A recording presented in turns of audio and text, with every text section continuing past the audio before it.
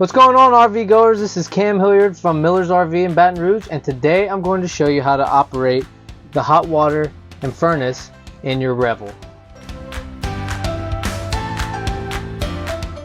So before we check out how to operate the Timberline hot water system, go ahead, like this video, subscribe to our channel, and turn on your post notifications so you can stay updated with what's what, who's who, and the best the RV industry has to offer. So without further ado, we're going to jump into the hot water / furnace system in your Winnebago Revel. So from, I want to say it is 2020 model on in the Winnebago Revel, they have this Timberline hot water heating system.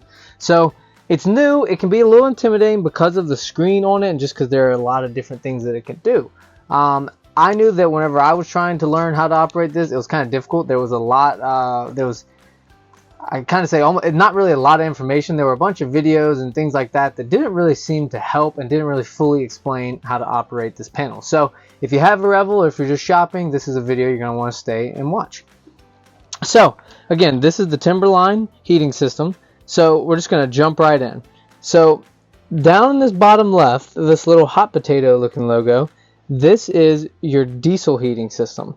So if you want your heater to heat off of diesel, you click this. So when you click this, this will have it start heating up your hot water, and when you set your temperature, that will start your furnace. So this button we'll get to in a second. I was misled when I first learned this to think that this turns on the hot water heater. That's not what that does. We'll go ahead and discuss that. So basically this button here, so again, bottom left, little hot potato looking, that's your diesel heating.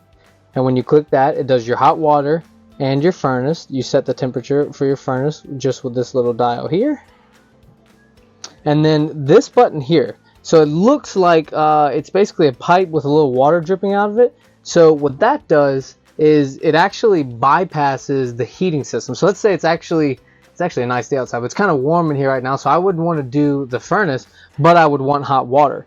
So what it does, I would turn on my diesel heating, and then I would turn on this button that basically it puts all the energy to go towards the hot water system instead of the furnace. So I don't have to get any of the hot air. So let's say it's a summer day, but I still get the hot water